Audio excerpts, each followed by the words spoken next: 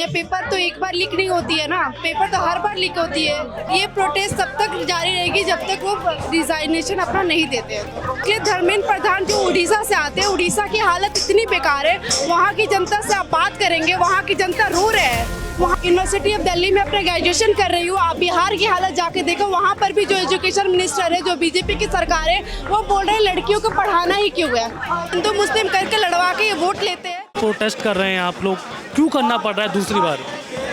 दूसरी बार की बात नहीं है, पहली बार की बात नहीं है, वो बार बार की बात है। हम हमेशा प्रोटेस्ट करेंगे, हर टाइम प्रोटेस्ट करेंगे जब तक वो इस्तीफा नहीं देते हैं। ये बात एक बार की बात नहीं है, पेपर तो एक बार लीक नहीं होती है ना, पेपर तो हर बार लीक होती है। तो ये प्रोटेस्ट तब तक जारी रहेगी जब तक वो रिजाइनेशन अपना नहीं देते हैं। तो रिजाइन दे देते हैं, उसके बाद क्या होगा? क्या पेपर लीक नहीं होगा? क्या उस पर संतुष्टि मिल जाएगी? क्या आगे से पेपर लीक नहीं होगा? देखिए, सबसे पहली बात कि पेपर लीक की बात, हाँ, जिससे जब तक ये सरकार आई है उससे ज़्यादा पेपर लीक हुई है। हाँ, इसके पहले भी पेपर लीक हुई है, लेकिन आप फिर भी देखिए, जैसे कि अभी एनटीए ने री एग्जामिनेशन करवा रहे हैं, वो कल पेपर हो रही है, ठीक है, उसमें भी उनकी जो सेंटर दिया गया वो अबू धाबी दिया गया है, ठीक है। अभी भी उनकी गलती जारी है, अभी भी उनकी कोई सुधार नहीं है। आप जाकर देख ले, धर्मेंद्र प्रधान जो उड़ीसा से आते हैं, उड़ीसा की हालत इतनी बेकार है, वहाँ की जनता से आप बात करेंगे, वहाँ की जनता रो रहे हैं, वहाँ पे बिल्कुल भी एम्प्लॉयमेंट नहीं, इतनी ज़्यादा अनएम्प्लॉयमेंट हो चुकी है। आज का जो डेट रखा गया था 20 तारीख को, 20 तारीख आज का डेट रखा गया प्रदर्शन का, क्या जरूरी था कि आज के डेट प्रदर्शन करना जरूरी था? क्योंकि कल नीट का पेपर है। नहीं, ऐसा कुछ नहीं है कि कल पेपर है तो कल भी प्रोटेस्ट हो सकता है। हमें ये सोच के नहीं रख रहे कि कल पेपर है तो आज हमने ये प्रोटेस्ट रखा है। प्रोटेस्ट तो तब तक रहेगा जब पेपर हो जाए, नहीं हो, रिजल्ट आए, तब तक रहेगा जब तक वो अपना इस्तीफा नहीं देते हैं। पेपर जिनका कल पेपर है उनका तो आज का दिन बर्बाद हो जाएगा ना?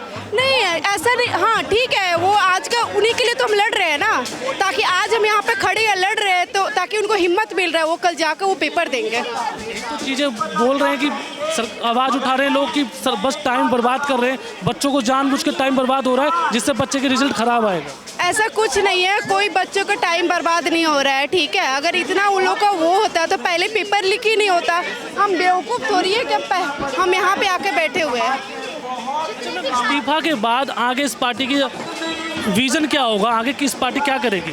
इस्तीफा मिल जाता है उसके बाद ये पार्टी किस चीज़ के लिए? कुछ नहीं करेगी, हर सेक्टर में ये पार्टी खराबी कर रही है, ठीक है। ये सिर्फ एजुकेशन सेक्टर रही है, हर सेक्टर की बात करें, आईटी सेक्टर की बात करें, चाहे वो किसी स्टेट की बात करें, हर सेक्टर में इनका।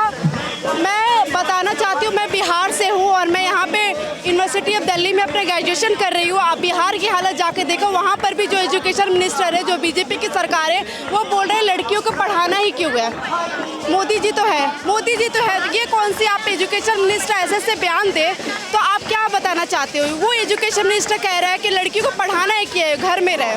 तो यह हर स्टेट की बात है, हर सेक्टर की बात है। ये बीजेपी पूरी तरह से एक वो इनको वो हो गया है कि घमंड, प्राउड जैसा हो गया है कि अब हमें कोई हटा नहीं सकता, ठीक है। हमेशा हिंदू मुस्लिम करके लड़वा के ये वोट लेते हैं और फिर उसके बाद कोई काम नहीं करते हैं। और अभिजीत दीपके कह रहे हैं कि ये जो पार्टी है चुनाव नहीं लड़ेगी, ये इलेक्शन नहीं लड़ेगी। क्या लग रहा है कि देखिए, सबसे पहली बात कि हम ये पार्टी को सपोर्ट नहीं कर रहे हैं।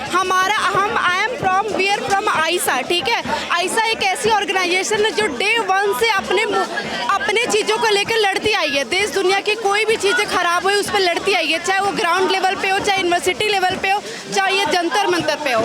आइसा पहली पार्टी नहीं है, नई पार्टी नहीं है जो यहाँ पे आकर लड़ रही है।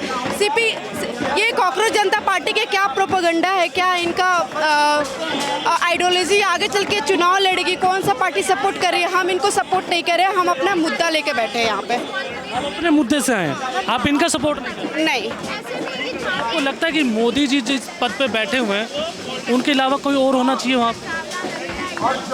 देखिए, अब ये तो अलग बात है। हम एज ए स्टूडेंट कहेंगे हमारे एजुकेशन में ट्रांसपेरेंसी आए, हमें हमारे भविष्य के साथ ना खेला जाए, अनएम्प्लॉयमेंट को ख़त्म किया जाए, एम्प्लॉयमेंट बढ़ाया जाए और शिक्षा सस्ती हो कि हर घर के बच्चे, गरीब के बच्चे शिक्षा को प्राप्त कर सकें।